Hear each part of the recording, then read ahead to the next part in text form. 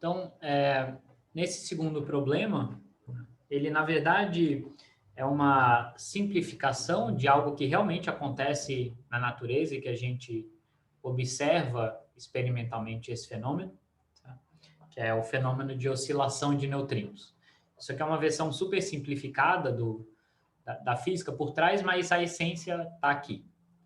Então, a ideia é o seguinte, eu tenho essas partículas, que são neutrinos, não interessa para a gente agora que partículas são essas, mas que elas são criadas nesse estado aqui, certo? Então, essas partículas, elas estão nesse tipo de estado. Então, A aqui é alguma constante, não vai fazer diferença para a gente, e E1 e E2 são duas energias. Então, é importante a gente se familiarizando com as caras dessas soluções, né? E a gente viu em aula que soluções desse tipo aqui, só esse primeiro termo, ele é uma solução que a gente diz é um alto estado de energia. Ou seja, é uma solução com uma energia bem definida, que nesse caso é justamente E1. E o que quer dizer uma energia bem definida? Significa que se eu tivesse nesse estado aqui, se a minha função de onda fosse só isso, e eu medisse o valor da energia, eu ia encontrar E1 sempre, 100% das vezes. Então é o caso onde eu tenho 100% de probabilidade de medir um determinado valor e, portanto, a minha incerteza é zero. Tá? Então esse é um estado que tem essa propriedade super especial de que não tem certeza nenhuma associada àquele observável, nesse caso a energia. Eu sei com 100% de chance, ou 100% de probabilidade, qual é o resultado que eu vou ter. Então, a minha certeza é zero. Esse estado aqui, porém, ele é uma combinação, né, linear, né, uma soma de dois estados com energias diferentes. Tá? Então, não necessariamente ele vai ter uma energia bem definida. Né? Já dá, olhando a cara da função, a gente já pode dizer, não, ele está misturando dois estados, né? Cada um desses aqui tem uma energia bem definida, mas aí quando eu somo dois com energias diferentes, eu perco essa definição da energia. Né? Então, se eu medir a energia agora, às vezes eu posso encontrar o valor E1, às vezes eu posso encontrar o valor E2. Tá? Mas vamos lá. A gente quer então explorar um pouco esses conceitos de autoestado. Tá? Então, a primeira pergunta é, se é autoestado de energia? E aí, a maneira que a gente pode fazer para determinar isso, né? Eu falei para vocês em aula como é que a gente determina se psi, ou se a minha função de onda, ou meu estado, ele é um autoestado de algum observável. Então, para ele ser um autoestado desse observável, o operador associado ao meu observável, quando aplicado na função de onda, tem que me dar um número constante vezes a própria função de onda. Essa é a condição para ser um autoestado. Eu mostrei para vocês que se essa condição for satisfeita, eu vou ter uma incerteza igual a zero. Ou seja, eu sei, a incerteza igual a zero significa sempre que eu medir, eu vou encontrar sempre o mesmo valor para aquele observável. Nesse caso, o observável é a energia do sistema, então o operador associado é o operador hamiltoniano, ou H-chapéu. E esse operador, aí a gente tem que olhar lá naquela tabelinha que me relaciona, né, grandezas físicas com operadores. Para a energia, o operador é IH cortado DDT. E, portanto, para o meu estado ser autoestado, esse operador aplicado na minha função de onda tem que dar um número vezes a função de onda. Se isso for verdade, a minha função de onda representa um autoestado de energia. Então, tudo que a gente tem que fazer é verificar se isso é verdade ou não. Tá? Então, eu quero aplicar esse operador aqui na minha função de onda. Então, eu vou precisar calcular a derivada disso aqui com relação ao tempo. A minha dependência temporal está nessas exponenciais aqui. Eu vejo que eu tenho uma exponencial de e e kx em comum, que eu posso colocar em evidência. Então, isso aqui vai ser IH cortado, A sobre raiz de 2 e kx. Tudo isso independe de t, eu posso botar para fora da minha derivada. Eu vou ter ddt de e elevado a menos I E1T sobre H cortado, mais E elevado a menos I E2T sobre H cortado. E aí, se eu faço essa derivada, né, a derivada dessas exponenciais é relativamente simples, o que vai cair é um menos I T... Não, desculpa, menos I E sobre H cortado. Então, esse menos I que vai cair da derivada das duas exponenciais vai cancelar com esse I aqui, então vai dar mais 1. Né? Vai cair um E sobre H cortado, então os dois termos aqui vão ter 1 sobre H cortado também, que vão cancelar esse H cortado aqui. Então, essa derivada vai me dar raiz de 2 EIKX. O primeiro termo vai dar E1, E menos IE1T sobre H cortado, e o segundo termo, E2, E menos I, E2T sobre H cortado. Então, esse é o meu operador aplicado na minha função. E aí eu tenho que comparar com a minha função original. Eu tenho que ver se eu posso reescrever isso daqui como a minha função original vezes uma constante. E aí eu vejo que isso é impossível, né? Porque na minha função original, esses coeficientes eram os mesmos. Se eu olhar aqui, eu tinha EIKX e EIKX. Se eu botar em evidência, eu tenho a soma dessas duas exponenciais. Aqui eu tenho essas duas exponenciais, mas elas estão com coeficientes diferentes aqui. Não consigo colocar isso em evidência e reescrever essa expressão como uma constante vezes a minha função de onda. Tá? Então, isso daqui é diferente de uma constante qualquer, que eu vou chamar de E, energia, vezes psi. Então, isso significa que psi não é autoestado. Então, a gente verificou isso analiticamente, mas a gente já poderia intuir que isso seria verdade, porque eu estou misturando aqui dois autoestados com energias diferentes. Se eles tivessem, obviamente, a mesma energia, se E1 fosse igual a E2, eu poderia colocar esses coeficientes em evidência e aí sim eu teria um autoestado. Mas como E1 é diferente de E2 aqui, isso aqui não é um autoestado. E aí o item pergunta o que isso nos diz sobre possíveis resultados para a energia desses neutrinos. Bom, se a minha função de onda não é um autoestado de energia, significa que ao medir a energia eu posso encontrar valores diferentes. Ou seja, eu vou ter uma incerteza não nula para a minha energia. Às vezes eu vou encontrar um valor, às vezes eu vou encontrar outro. Certo? Então, a consequência disso daqui é que a incerteza na medida de energia é não nula. Então, ΔE é diferente de zero. Então, eu posso medir essa energia, eu não sei exatamente qual é o valor que vai dar. Dá para mostrar, e seria talvez até fácil de ver, né, que nesse caso eu estou misturando estados com energias bem definidas, E1 e E2.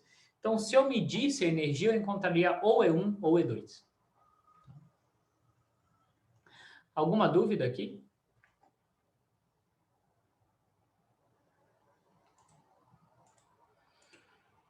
Tá claro esse conceito de autoestado de autoestado? Né? É um conceito mais geral, não precisa só ser de energia, pode ser de outros observáveis também. E como que a gente determina isso e quais são as consequências?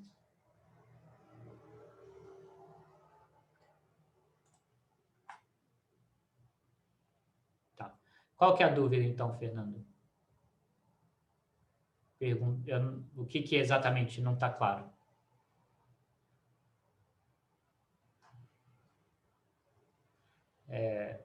Qual é a condição para ser autoestado? É o que significa autoestado?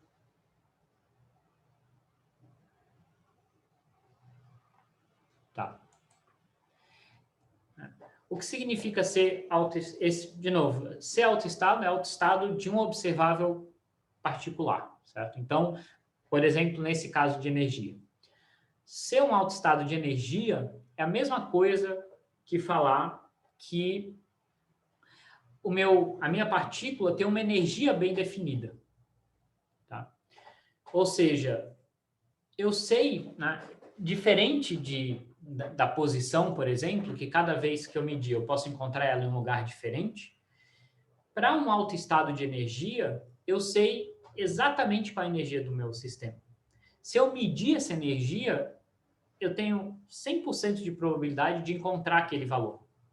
Então, é como se eu tivesse um estado ou um sistema com uma energia bem definida. Né? A gente poderia pensar de uma maneira talvez meio esquemática ou simplificada que eu tenho, em geral, eu tenho probabilidades de medir certos valores, né? Então, eu tenho probabilidade de encontrar partícula em certos lugares do espaço. Eu poderia também, em muitos casos, eu tenho probabilidades de medir diferentes valores de energia, mas se o meu estado é um alto estado de energia, essa probabilidade estivesse colapsado, certo? E agora eu só tenho um valor possível para a energia. Se eu medir, eu vou encontrar com 100% de probabilidade aquele valor. Então, se eu sei que a minha partícula, o meu sistema, está em um alto estado de energia, eu posso falar para o experimental, olha, quando você for medir a energia desse sistema, eu tenho certeza o valor que você vai encontrar. É esse daqui. Né? É o valor que justamente aparece nessa condição para ser um alto estado. É o que a gente chama desse alto valor. Qual é a incerteza? Zero. Você vai medir exatamente essa energia. Aí, obviamente, entrariam incertezas experimentais do equipamento. Mas se eu tiver um equipamento perfeito, eu vou medir exatamente essa energia com incerteza zero. Professor, eu tenho uma Oi. pergunta. Pode falar. A gente tem. A gente pode medir o autoestado de vários observáveis, né? Que o senhor fala. Uhum. Dos outros observáveis, o autoestado vai depender do X e do T também? Ou não? Estou fazendo confusão. É algo próprio da energia. Tá. Calma. O que a gente chama de autoestado, né, é efetivamente uma função de onda, certo? Então, é uma função de onda que tem essa propriedade de ser um autoestado da energia, por exemplo. Tá? Certo. Então, o autoestado é uma função de onda especial que tem, por exemplo, uma energia bem definida. Tá? Então, autoestado e função de Uhum. onda, se a gente quiser pensar, o autoestado é uma função de onda particular ou especial, tá? Que tem essa propriedade. Tá? Certo. A função de onda sempre depende de x e de t. Tá? Então, a função de onda em si sempre depende de x e de t. O que não pode depender de x e de t? Certo? É essa constante que aparece aqui quando a gente verifica a propriedade de ser um autoestado. Tá? Ah, Então, tá. Entendi. então, deixa eu fazer um parêntese só para a gente relembrar, né? Como é que eu falei para vocês, depois vocês podem olhar em aula com mais cuidado, mas eu falei para vocês que para ser, como é que eu sei se essa função de onda é uma dessas funções de ondas especiais? Eu tenho que verificar essa condição aqui. Tá? Então, imagina que eu tenho um observável qualquer, e aí eu quero verificar se eu aplicar o operador associado a esse observável na minha função, será que isso me dá um número vezes a função? E aí sim, esse número aqui tem que ser uma constante, certo? Que independe de x ou de t. Isso sim tem que ser uma constante. Se isso Perfeito. for, tá? Se isso for verdade, essa é uma função de onda especial que vai ser autoestado desse observável O. Tá? Mas a função de Ok. onda em si, e é isso, e ela é o autoestado, ela depende de x e de t. O que não depende é essa constante aqui na frente. Ah, então tá bom. Tá Obrigada. bom? Nada. E essa constante tem um significado físico, né? Significa que se eu medir o valor, esse observável, eu vou encontrar esse valor aqui. Tá? Aham. Então, Obrigada. nada. Mais dúvidas aqui?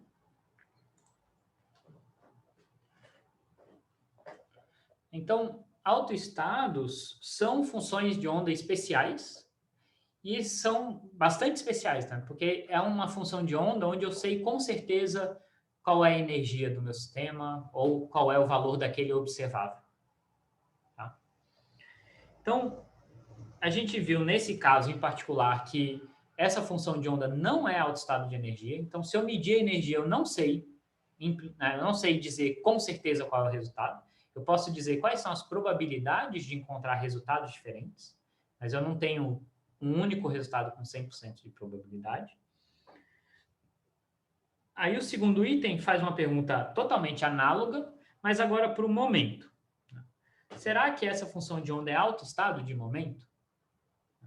E aí eu vou fazer exatamente o mesmo raciocínio, certo? Então, para que seja autoestado de momento, eu tenho que ter o quê? O operador associado ao momento, e aí, novamente, eu tenho que olhar lá aquela tabelinha, aplicada na minha função de onda. Tá? O operador associado ao momento é menos IH cortado d dx. Tá? Isso tem que ser um número vezes a minha função de onda. E aí, novamente, né, esse número aqui tem que ser constante, independente de x e de t. Se isso acontecer, se essa condição for satisfeita, o psi é autoestado. Isso significa que se eu medir o momento desse estado, dessa partícula, eu vou encontrar exatamente esse valor P com 100% de probabilidade. Então, o que a gente tem que fazer é calcular essa derivada aqui e ver se o resultado dela eu consigo escrever como uma constante vezes o meu psi. Então, essa derivada aqui é uma derivada com relação a x. A minha função de onda, ela só depende de x nessa exponencial aqui, então todo o resto eu posso tirar para fora da derivada. Tá? Então, aqui eu vou ter um a sobre raiz de 2. Aí todos aqueles fatores que dependem do tempo.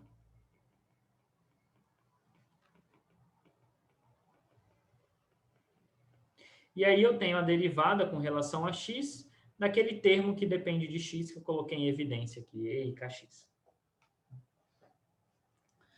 E aí quando eu faço essa derivada, né, o que vai cair aqui é um ik vezes a própria exponencial.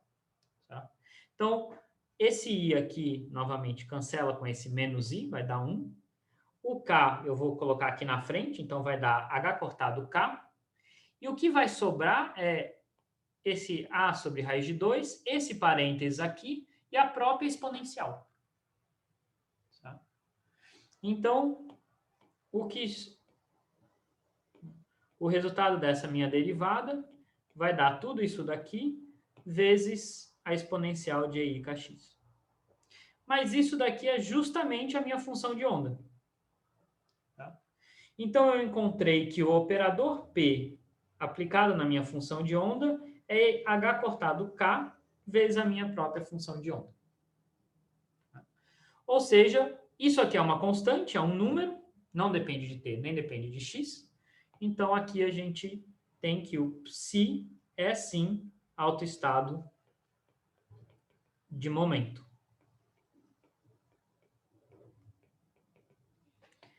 E aí, qual é a consequência disso? Significa que, né, se a gente medir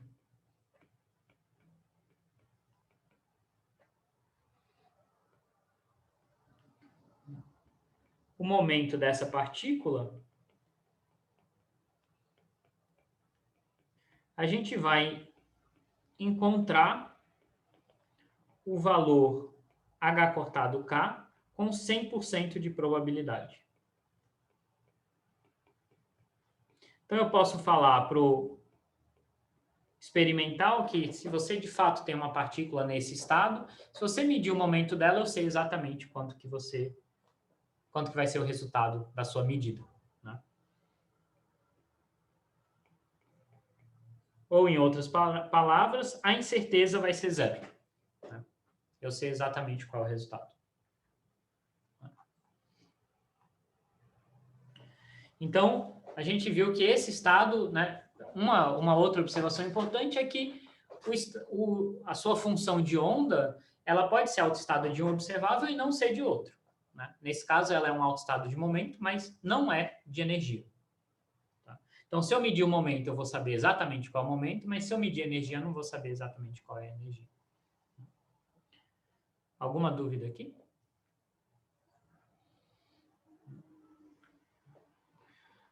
Então, vou tentar ser mais breve agora, estou estourando o nosso tempo. Mas o outro item é calcular a densidade e probabilidade e fazer um gráfico de como essa densidade evolui com o tempo. Então, o que eu preciso calcular é o módulo ao quadrado dessa função de onda, certo? Então, eu tenho que calcular essa função aqui. O complexo conjugado da minha função, né? Tudo que é i vira menos i. Então, aqui eu tinha menos, agora virou mais. E aqui eu tinha mais, agora virou menos. E aí eu tenho que multiplicar pela própria função de onda. E aí, enfim, é fazer essas multiplicações, certo? Eu vou pular essas etapas, vou falar qual é o resultado final para vocês. Tá? Mas isso aqui me dá algo como a quadrado sobre 2, né? Tanto a função complexo conjugado quanto a minha própria função de onda tem esse fator a sobre raiz de 2. Então, quando eu multiplicar um pelo outro, dá ao quadrado sobre 2. E aí, quando eu fizer o produto desses termos que estão em parênteses, né? Eu vou ter 2 mais elevado a menos i delta e t sobre h cortado, mais e elevado a i delta e t sobre h cortado, onde delta e eu defini como a diferença dessas energias. Então, eu defini isso aqui só para simplificar um pouco a minha expressão. E esse termo aqui que depende de x é daquele tipo, uma exponencial complexa. Então, quando eu tiro o módulo ao quadrado disso daqui, ela se cancela e aí só sobra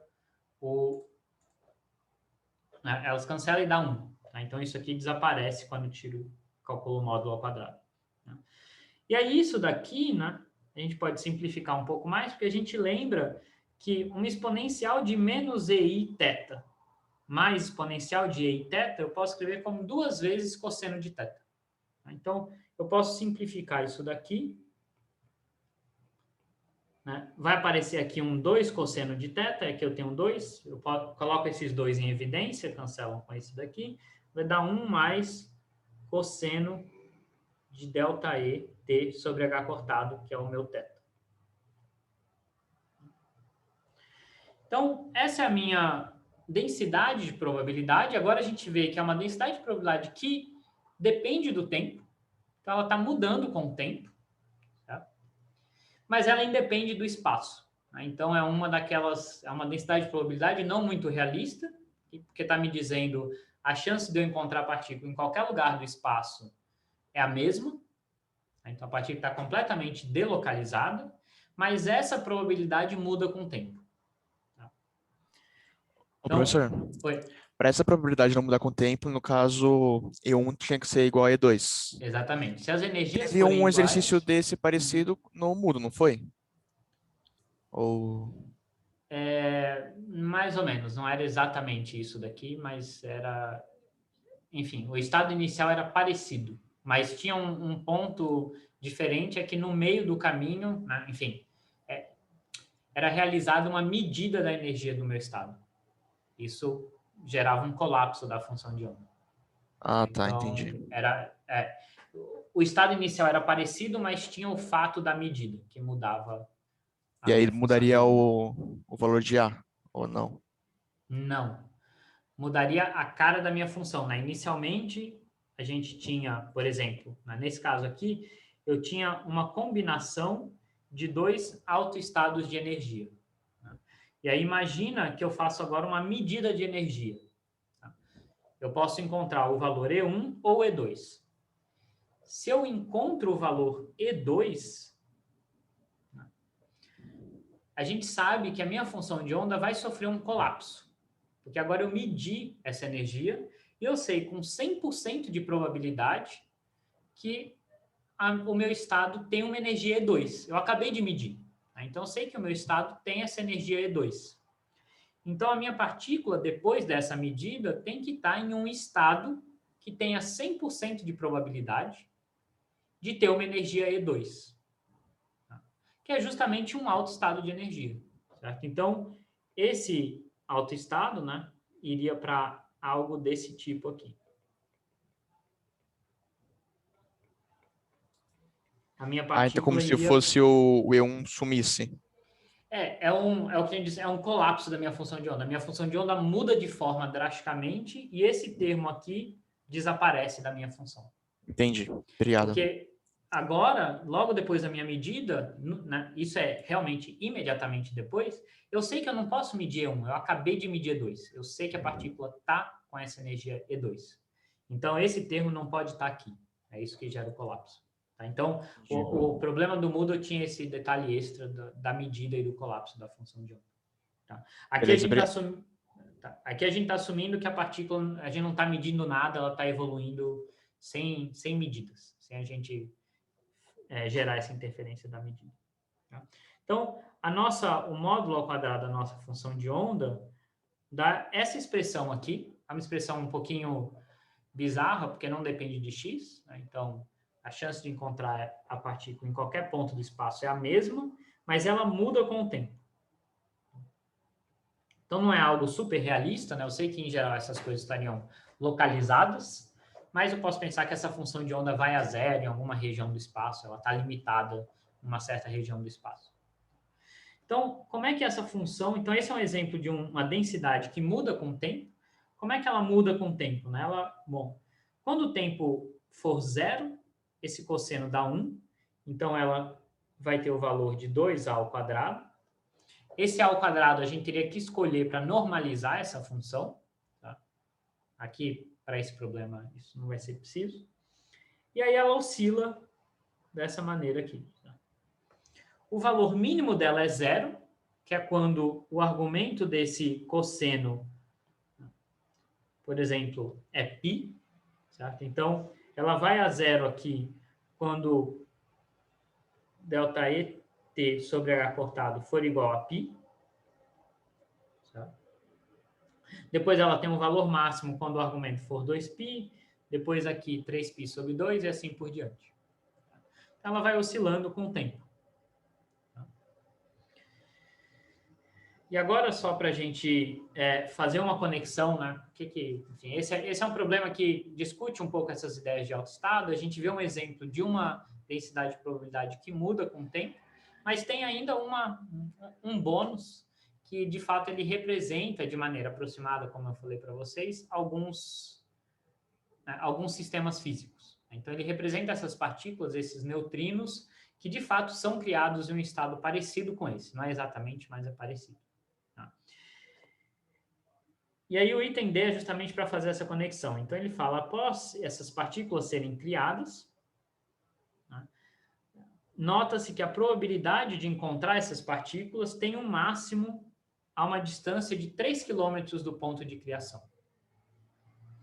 E aí fala, assumindo que os neutrinos viajam com a velocidade da luz, quanto tempo após sua criação esses neutrinos atingem uma distância L, e aí pede para usar esse resultado para calcular esse ΔE. Então, parece ter um monte de informação aqui. Vamos organizar. A conta no final vai ser bem simples, né? Mas vamos tentar entender o que está acontecendo. O que está acontecendo é, essas partículas são criadas no instante t igual a 0, tá? E aí elas se propagam com a velocidade da luz. E a gente vê que o estado que a gente encontrou, ele é completamente delocalizado no espaço, então ele não representa muito bem uma partícula que está localizada no espaço, mas, enfim, a gente pode pensar que a função de onda vai a zero em uma certa região. Tá? Então, essas partículas estão andando com a velocidade igual à da luz. E a primeira coisa que o item pede para você calcular é quanto tempo leva para elas andarem uma distância L. Então, elas foram criadas no instante t igual a 0, elas vão atingir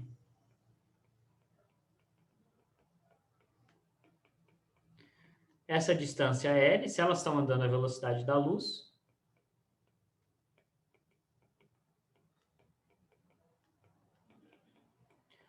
para um instante que vai ser L sobre C. Então, esse é o tempo, se a gente quiser pensar, depois da criação delas, esse é o tempo que levou para elas chegarem nessa distância. Então, imagina que eu coloco um detectorzinho aqui. E se eu agora olho para o meu estado, para a minha densidade de probabilidade, essa que a gente esboçou aqui, ela independe do espaço. Então, se eu tiver esse detector nesse ponto L, vai ser essa mesma densidade de probabilidade, só que ela depende do tempo. Então, no tempo inicial, eu tenho uma alta probabilidade, e depois essa probabilidade vai oscilando. Então, se eu estou com o meu detector lá, no instante inicial eu tenho alta chance de detectar esses neutrinos, depois de um tempo essa chance vai a 0, depois aumenta de novo, depois vai a 0 e assim por diante.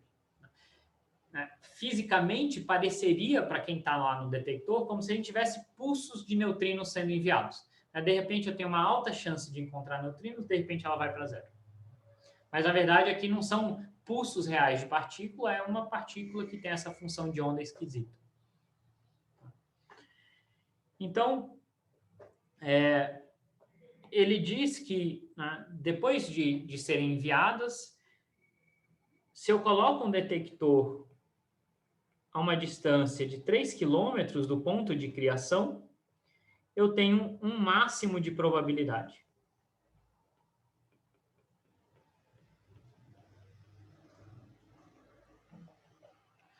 Então, imagina que a minha partícula foi criada aqui, ela está sendo descrita aproximadamente por aquela função de onda, e eu sei que aquela probabilidade depende do tempo. Certo? Então, está me dizendo que para essa distância aqui de 3 km, eu tenho um máximo de probabilidade. E a gente sabe que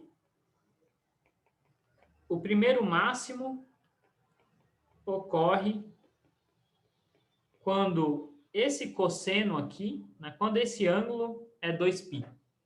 Depois, para t maior do que 0, isso vai acontecer quando isso daqui for 2π. Então, o máximo vai ser dado quando isso aqui for igual a 2π, ou seja, no instante t, 2πh cortado sobre ΔE.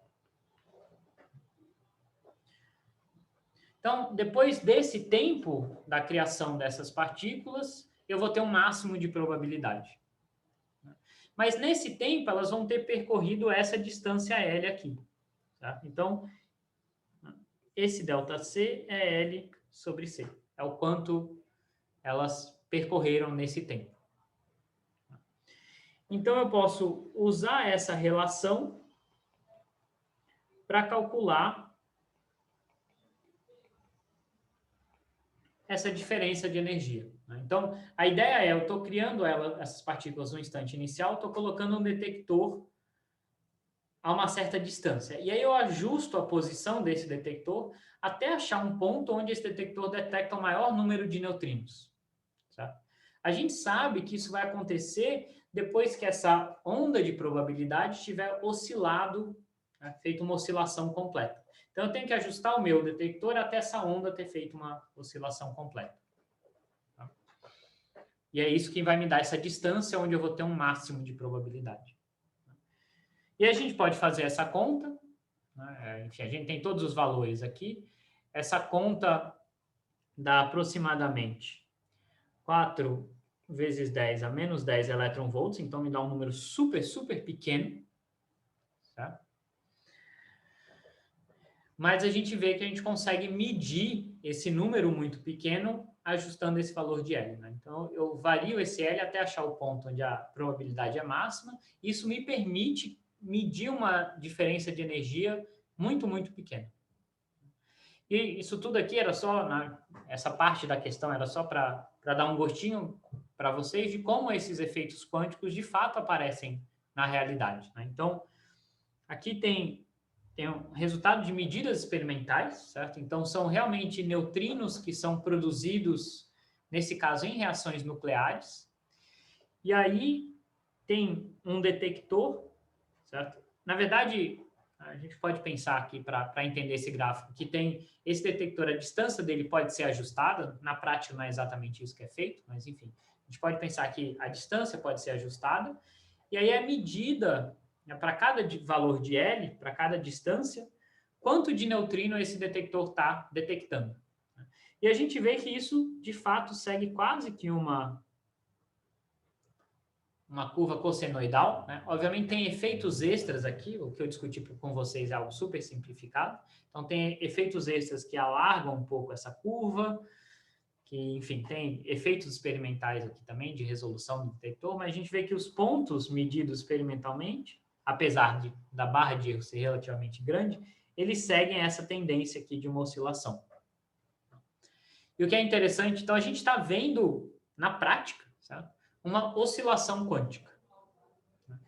E o que é interessante aqui, uma das coisas que é interessante nesse tipo de medida, é que a gente está medindo uma onda de probabilidade, né? Indiretamente a gente está medindo essa onda de probabilidade numa escala de quilômetros.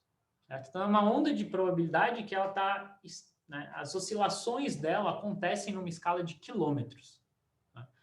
Então, às vezes a gente pensa que a física quântica está totalmente limitada a escalas microscópicas.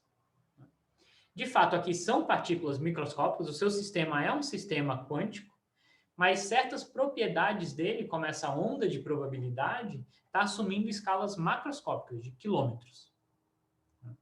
Esse é um sistema muito especial onde isso acontece, não é fácil ver essas oscilações quânticas nessa escala de comprimento.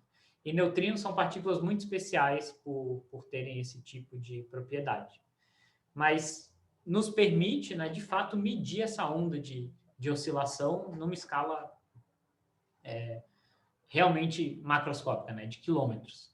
O análogo que a gente viu antes eram aqueles padrões de interferência, também correspondiam a certas oscilações de probabilidade, mas ali as escalas, se vocês lembrarem para os elétrons, por exemplo, eram escalas de 10 a menos 6 metros, era algo super pequeno. Né? Aqui a gente tem uma escala, era como se a gente tivesse um padrão de interferência numa escala de quilômetros. Tá? Então, enfim, isso era só para, né, fazer uma conexão um pouco maior com alguns experimentais que de fato, alguns experimentos que de fato verificam essa natureza quântica de certos sistemas, tá? Mas a conexão de fato mais importante para a gente é, né, entender o que é um alto estado de energia, como a gente verifica se uma função é uma dessas funções especiais, que são altos estados de certo observável, e quais são as consequências de ser um alto estado.